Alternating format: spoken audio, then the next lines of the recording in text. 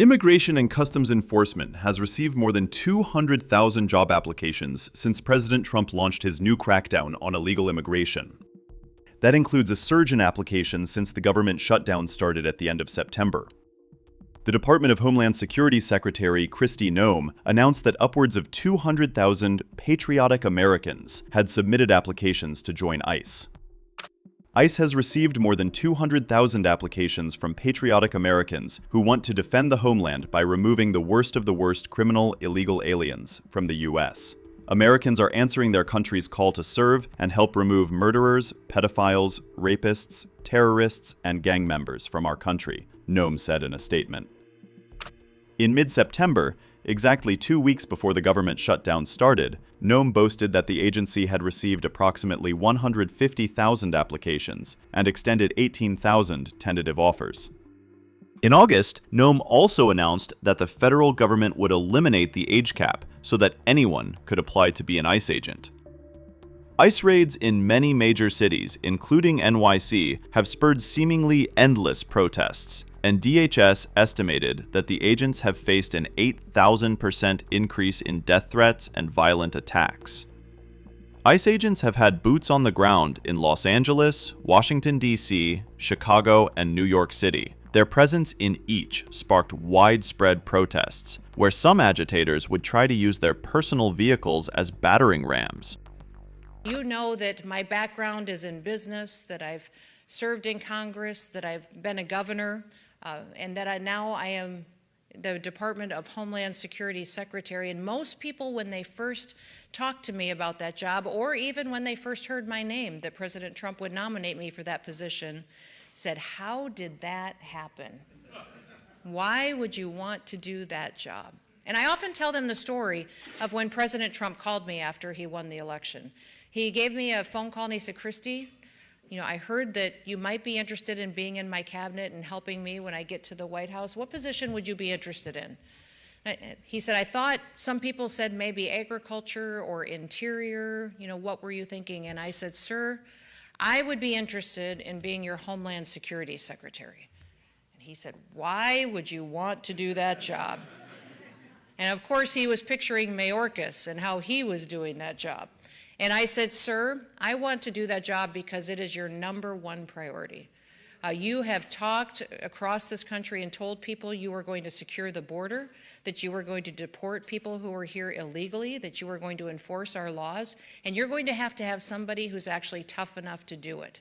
Somebody who recognizes that this is a big job, that it's not going to just take 2, 3, 6 months, that it is going to take a period of time, and it will be something that we will have to be steadfast in and to make sure that we're enforcing our laws and that they apply equally to everyone." He gave me the opportunity to do the job and trusted me, and I am so grateful that he did. The Department of Homeland Security was created after 9/11.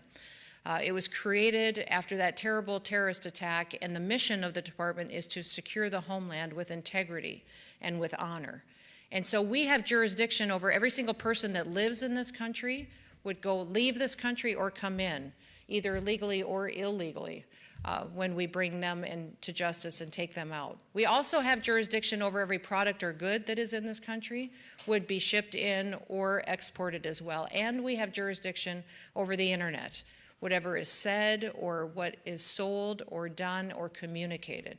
So as you can see, the authorities of the department are large. There are 23 different agencies that were combined under the department back when it was created. And they're very diverse. Because we talk almost every day about the border, that we are responsible for CBP and for ICE, which is our enforcement operation on the interior of the country. But we also have jurisdiction over the Secret Service. They are under our umbrella. We have FEMA in the department. FEMA is responsible not just for disasters, which you have experienced in this state, but also for the continuation of government. If the worst of the worst happens in this country and we're so devastated that our government seems unsustainable, it would be the agency of FEMA that's responsible to make sure that our government would continue and function and serve the people.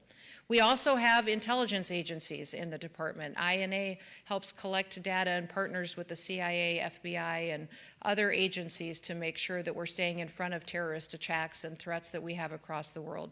We have weapons of mass destruction that we are responsible for and make sure are deployed appropriately and that we're wisely using the resources that we have in conjunction with the military.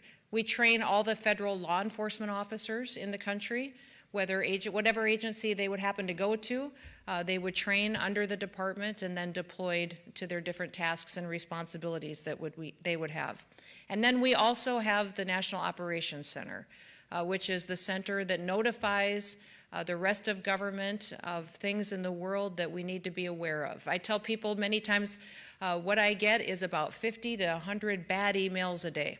If there is a earthquake in Argentina, I'm notified and then decide who to make sure other people in the government and White House know what is going on. If there's a terrorist attack in India, I am notified first and make sure that we handle it appropriately. If there's something that happens in one of our cities, a school shooting or a car bombing, something that would happen, it is the Department of Homeland Security that makes sure we take action to notify and respond appropriately to all of those threats. We also have TSA under the Department of Homeland Security. You can keep your shoes on now. I hope you're happy about that as well.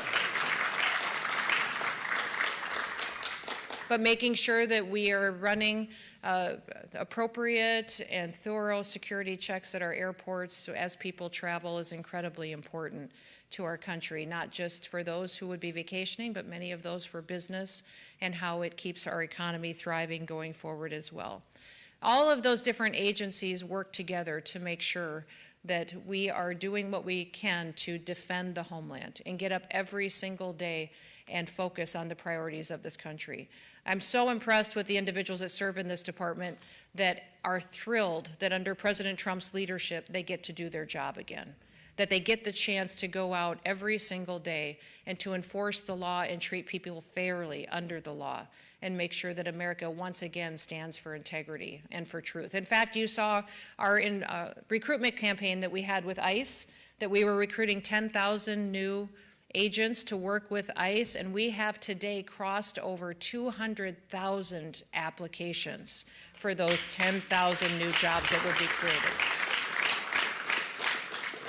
People want to be a part of going out there and making their communities safer. And I remind people all the time, these agents live in these communities, and they want to be out there getting these dangerous criminals out of these streets and out of these schools and communities and housing areas where their kids and their family members live.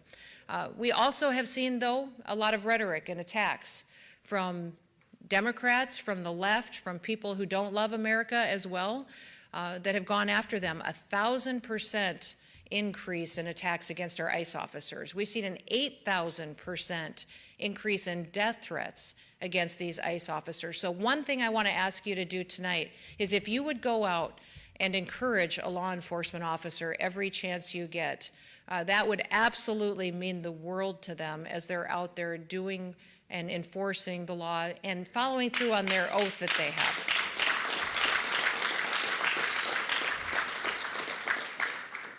Just thank them. Cross the street, shake their hands. Tell their families thank you. If you know one that is in your neighborhood or someone that goes to your church that's in law enforcement or an ICE officer, cook them a meal and thank them for the sacrifice. What we see many times that they take for these kind of attacks are their lies and untruths, and they continue to stand up and show up and do their jobs. What we do as Republicans, what we do as Americans, is we support individuals who take an oath and stand for justice and make sure that we know that they are appreciated and that we're grateful and that we say thank you. You know, many times we don't get the opportunity in life to choose our enemy, but we can choose the fight. We can choose the fight and to show up for the fight, and when we don't choose the fight, that's when Americans end up dead. So we need to pick the right fight that matters, and that's what these individuals are doing each and every day. That's what President Trump is doing every day. Thousands and thousands of people will not be victimized because he's getting these terrorists and these criminals off of our streets. Millions of Americans have already been saved because of the drugs that he has stopped from coming into our country. Under the Department of Homeland Security, we also have the Coast Guard. And the Coast Guard has been absolutely imperative to getting our drug interdictions off of our maritime seas. As we've seen the border be enforced on the land, the cartels have moved to the waters, and the Coast Guard has stopped them in our waters and interdicted historical amounts of cocaine and drugs and heroin, fentanyl, and brought individuals to justice that were out there trafficking this poison to kill our kids. We're so grateful for them. Somehow, in a world that's filled with turmoil and with anger, fighting, people have forgotten many times the value of different leaders that show up every day, and our law enforcement are the perfect examples of it, that are positive, that they set an agenda, that they're willing to help others rise up and to be successful as well. And I want to encourage each of you tonight that that's what being a Republican is. Being a Republican is being someone who sets the example, that knows which fight to pick, and make sure that we treat everybody the same, fairly, that we lift people up, that we ensure that everyone has the chance to succeed, and that we aren't placing one person above another. We're not picking favorites. What we're doing is we're picking freedom. We don't tell people what they have to do. We just remind them of the freedoms that they were gifted when they came into this country. Now, many different leaders have different styles. They have different tactics that they use, different words, different actions, but the basics are always going to be the same. And as you leave this institution and as you're trained, I'm sure that you will leave with the values that are so important to how this country needs to be sustained into the future. First of all, each of us should leave wanting to set an example, be someone that people can look to. And then good leaders cast a vision for where we're going. I'm so grateful for a president that recognizes that we needed a hope and inspiration for what America could be again. And then he's delivering it and taking us there. Now, good leaders work longer hours, longer than anybody else. And I will tell you, this president that we have never sleeps. The man works day and night, and my phone has rang at all hours of the day with him giving me more and more to do. It could be 2 in the morning and he would call and say, "Kristi, what are you doing?" "Sir, I was sleeping." "I really need you to make sure that you're addressing what's going on out in Portland or addressing what's going on in San Francisco," and giving us, he's constantly thinking about what more he can do to make this country safer and better and more successful for the people that live here. But good leaders also encourage other people. They're positive. They find positive traits in them and focus on them and give them the pep talk and the hope and the inspiration they need to continue to go out and to serve. President Trump embodies these elements every single day for people. I wish you had the chance to sit in a room and listen to him talk about how he consistently is setting an example for how you interact with people, that he consistently casts a vision for our country. He works harder than anybody else, and then he encourages us all to do better going forward.